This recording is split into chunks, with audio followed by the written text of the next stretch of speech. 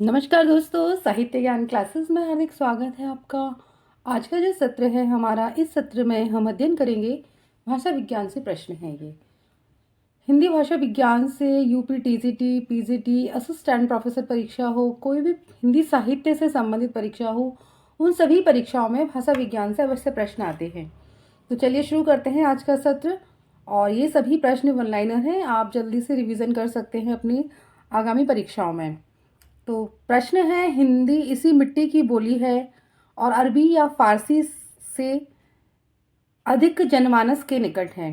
यह किस विद्वान का मत है? विद्वानों के मत भी यहाँ पर सम्मिलित किए गए हैं, क्योंकि विद्वानों के मत से भी बहुत सारे प्रश्न परीक्षाओं में आते हैं। तो यह मत है फैलन का।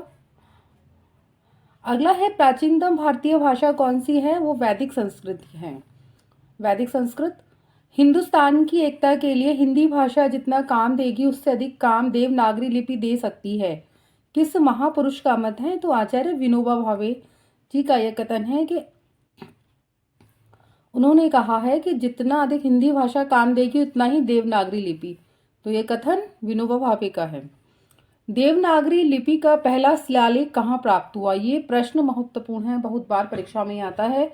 तो गुजरात नरेश जयभट्ट के 7वीं-8वीं सदी के शिलालेख में, तो गुजरात में प्राप्त हुआ जयभट्ट के शिलालेख में। तो आपको ये भी याद रखना है, समय है 7वीं और 8वीं सदी। प्रश्न है, ग्रीक वासियों ने भारत के लिए कौन सा शब्द प्रयुक्त किया है? तो ग्रीक वासियों ने भारत को इंडिया कहा है। खरोष्ठी लिपि भारत के किस क्षेत्र में प्रचलित थी? पश्चिमोत्तर क्षेत्र। और भारत की प्राचीनतम लिपि है यह। एक भाषा के अंतर्गत जब कई अलग अलग रूप विकसित हो जाते हैं तो उन्हें बोली कहते हैं। यह किस विद्वान का मत है? डॉक्टर भोलानाथ तिवारी। मनुष्य और मनुष्यों के बीच वस्तुओं के विषय में अपनी इच्छा और मति का आदान प्रदान करने के लिए व्यक्ति होगा यहाँ पर, व्यक्ति जो ध्वनि संकेत का जो व्यवहार होता है उसे भाषा कहते हैं। यह किस विद्वान का मत है? तो डॉक्टर श्याम सुंदर दास। सन 1955 ईस्वी में बाल गंगाधर तिलक खेर की अध्यक्षता में राजभाषा आयोग का गठन किसने किया? तो डॉक्टर राजेंद्र प्रसाद ने। एक प्रश्न यहाँ से इस प्रकार भी बनता है कि डॉक्टर राजेंद्र प्रसाद ने 1955 में किसकी अध्यक्षता में राजभाषा आयोग का गठन किया? तो बाल गंगाधर तिलक की अध्यक्षता में। बीजी खेर भी इसे कहा जाता है। अपभ्रंश की उत्तरकालीन अवस्था का नाम अवहट्ट है। राहुल साकृत्यायन ने खड़ी बोली को क्या नाम दिया? तो उन्होंने खड़ी बोली को कौरवी कहा है। पूर्वी हिंदी का विकास किससे हुआ? अर्धमागधी अपभ्रंश से। पूर्वी हिंदी भाषा के अंतर्गत कितनी बोलियां आती हैं? 3 आती हैं, अवधी, बघेली, छत्तीसगढ़ी। तो इनकी शॉर्ट ट्रिक भी है, तो आप ए बी सी भी याद कर सकते हो। पूर्वी हिंदी के अंतर्गत कौन सी बोलियां हैं? अवधी ए से, बी से बघेली और सी से छत्तीसगढ़ी। इस तरह से आप इन्हें आसानी से भी याद कर सकते हो। संघ की राजभाषा हिंदी और लिपि देवनागरी होगी, यह संविधान के किस अनुच्छेद में उद्धृत है? अनुच्छेद 343। उच्चतम न्यायालय और उच्च न्यायालयों में अधिनियमों, विधेयकों आदि के लिए प्रयोग की जाने वाली भाषा का किस अनुच्छेद में वर्णन किया गया है? तो अनुच्छेद 348 में। जहां पर उच्चतम न्यायालय और न्यायालय की भाषा से संबंधित प्रश्न आए तो आपको अनुच्छेद 348 पर ही टिक करना है। खड़ी बोली हिंदी का विकास किस अपभ्रंश से हुआ है? सौरसैनी अपभ्रंश से। देवनागरी लिपि में मूल लिपि चिन्ह कितने हैं? तो 45 हैं। खड़ी बोली का एक और नाम है, वो क्या है? कौरवी। खड़ी बोली को कौरवी नाम किसने दिया? महत्वपूर्ण प्रश्न है कि कौरवी, तो आसान प्रश्न है कि कौरवी कहा जाता है, पर किसने दिया यह नाम? तो राहुल साकृत्यायन के द्वारा दिया गया यह नाम है। अवधि का मुख्य केंद्र है अवध और अयोध्या।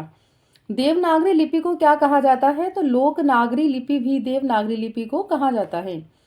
ब्राह्मी लिपि का सर्वप्रथम प्रयोग किसने किया? तो वैदिक आर्यों के द्वारा ब्राह्मी लिपि का सर्वप्रथम प्रयोग किया गया।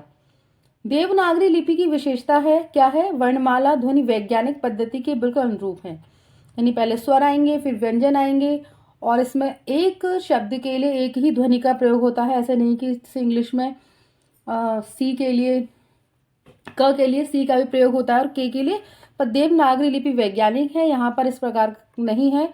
एक ध्वनि के लिए एक ही वर्ण का प्रयोग किया जाता है। हिंदी को राष्ट्रभाषा घोषित करने वाले हिंदी भाषी प्रस्तावक का नाम क्या है? जो प्रस्तावक हैं जिन्होंने हिंदी को राष्ट्रभाषा घोषित किया है वो गोपाल स्वामी अयंकर हैं। अगला प्रश्न है, सन 1937 में वर्धा में एक अखिल भारतीय शैक्षिक सम्मेलन का आयोजन किसकी अध्यक्षता में किया गया? तो ये किया गया था महात्मा गांधी की अध्यक्षता में। 22 या 23 अक्टूबर, यानी 2 डेट दी हुई है, दोनों में से जो भी है आपको एक सही करना है। 1937 इसको वर्धा योजना के नाम से भी जाना जाता है। अगला प्रश्न है, हिंदी के विषय में भारतीय संविधान में क्या लिखा हुआ है?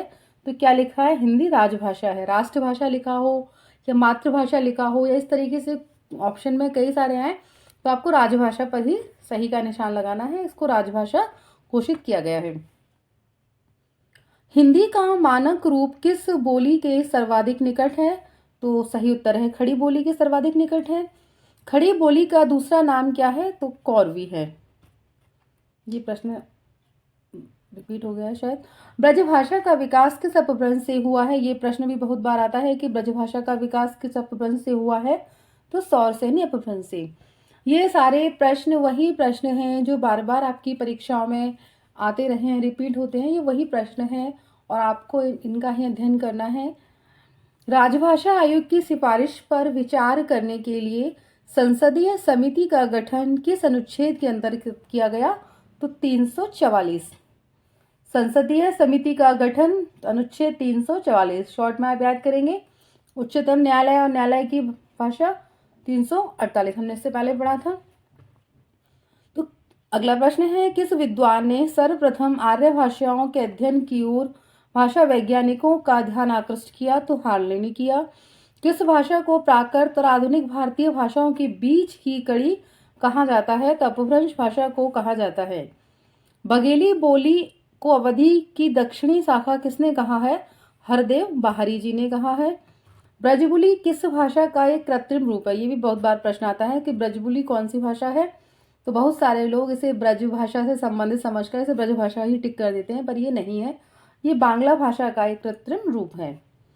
स्वाधीनता संघर्ष के दौरान राष्ट्रभाषा के रूप में हिंदी के प्रचार प्रसार में किसकी सक्रिय भूमिका रही? तो स्वामी दयानंद सरस्वती जी की।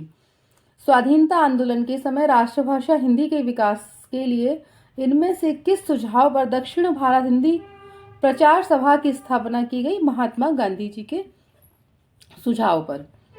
साहित्य में प्रयुक्त भाषा के आधार पर नामवर सिंह ने अपभ्रंश भाषा के कितने भेद किए हैं? 2। ग्रियर्सन ने किस बोली को अंतर्वेदी नाम दिया है? तो ब्रजभाषा को। कौन सी भाषा वियोगात्मक भाषा है? अपभ्रंश भाषा। तो आज के सत्र में इतना ही। अगर वीडियो अच्छी लगे तो लाइक कीजिए, चैनल सब्सक्राइब नहीं किया है तो सब्सक्राइब कीजिए, शेयर कीजिए और कमेंट्स कीजिए। आगे आने वाले सत्रों में जुड़े रहिए। बहुत बहुत धन्यवाद।